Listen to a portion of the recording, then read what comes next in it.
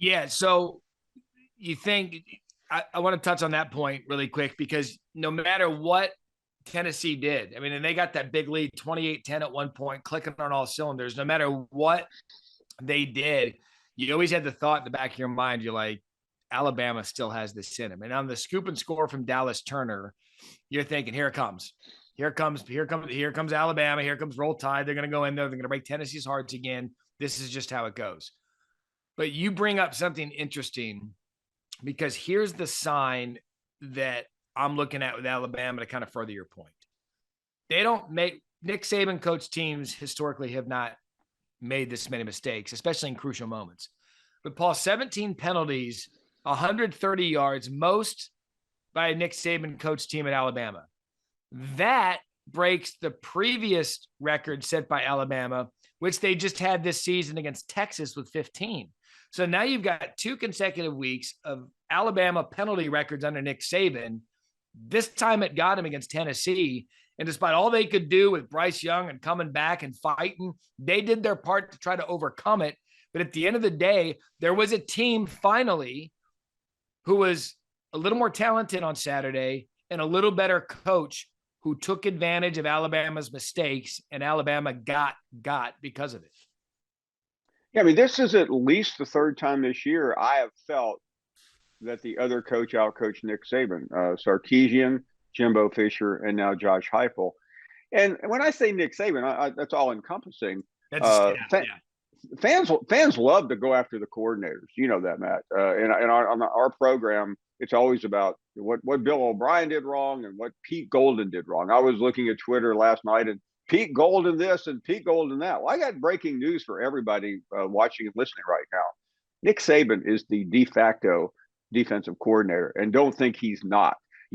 Now, offensively, yeah, plays can get past him because even though he is the head coach, not much, but that's not where he specializes. He specializes in defense. So let's cut this. Let's get rid of Pete Golden. That's Nick Saban's boy, okay? And I'm not suggesting anything in connection to Nick Saban, but let's quit sugarcoating it. This has been a trend now for a couple of years, and in almost not every, but in almost every road game we have now seen that. And I don't want to go through the litany, but I will, Matt, just to refresh people's memory. Last year against Florida, almost lost. It took a save at the end. We saw what happened against A&M a year ago. Alabama did lose that game, and then they were about to lose the Auburn game, and it took a miracle Bryce Young comeback in 4 overtimes. And then again, don't Texas. Forget LSU and Ed O's send off. Yeah, exactly. And then I think that game was in LSU in Tuscaloosa. But last year and this year we had Sarkisian. The one outlier was Arkansas, and that was a game Alabama lost its momentum and came back. So, but it is a trend, and what does it mean? Why is this team so out of sorts on the road? And I am not suggesting a single thing other than this program seems to have slipped a little bit. Now, as soon as you say that, some guy's going to come out of the upper deck and go, well, hey, they played for the national championship in January. Thanks for reminding Matt and I. We happened to sneak into the game. Yeah, but I mean, it just never. And we touched on this. Which team coming into the game felt more right? It was Tennessee. After what they did to LSU, and then after what Alabama had to survive with Jalen Milroe against Texas A&M coming into the game, and all the Alabama people, and I'm not piling on Alabama fans, but they were telling us, you guys are idiots. Like, relax. Yeah. Tennessee's they're not legit. We've done it 15 years in a row. They'll get their comeuppance on Saturday like they always should. Okay, Tennessee's cute. We're still Alabama. Paul, now you have to look big picture. Alabama still has to get Ole Miss undefeated. Ole Miss will be in the top when the rankings come out. We taped this for the rankings. They were at 9th on Saturday. They're going to be within the top 7. You still got to go through that. Now, I know Tennessee's got Georgia in 3 weeks in Athens.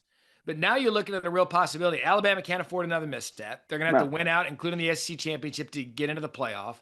Tennessee and Georgia have allowed themselves a misstep because of what happened yesterday. If I was doing SEC power rankings today, I'd go probably Georgia 1 still / Tennessee.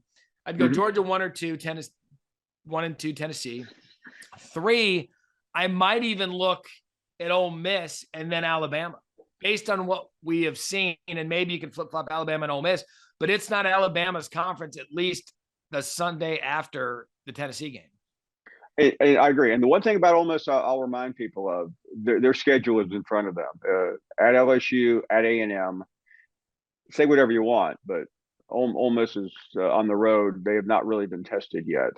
And then Alabama. So, and Mississippi State at home. Mississippi State's an impossible team to figure out. I had coaches telling me Friday afternoon, for retired head coaches, that might be the third best team in the SEC. Well, that did not live to see the end of the weekend. But it shows you what they're capable of. And I just it's hard to really quantify what the problem is at Alabama. To me, if you talk to any coach or any former player, when players continue to make the same mistake over and over again, there's something going on.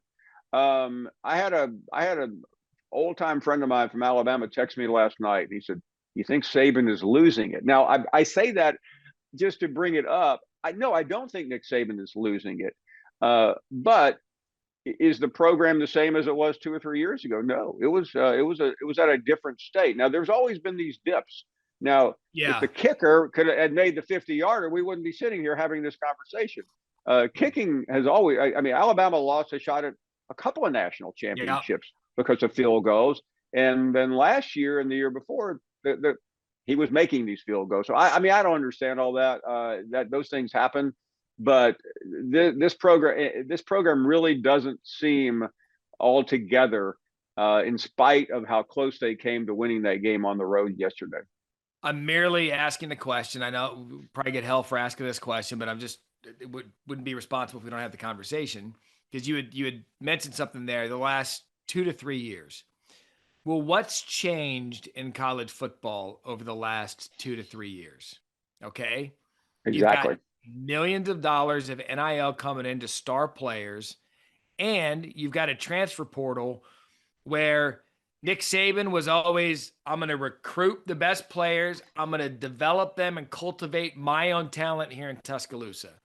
Now he's going and getting Jahmyr Gibbs, who, by the way, is the most talented player on offense, in my opinion, aside from Bryce Young. You're going to get Jermaine Burton. You're bringing in guys, Henry Toto. You're going to get guys that you didn't recruit and raise. Not that they're the problem at all. In fact, they're the reason this team is so competitive.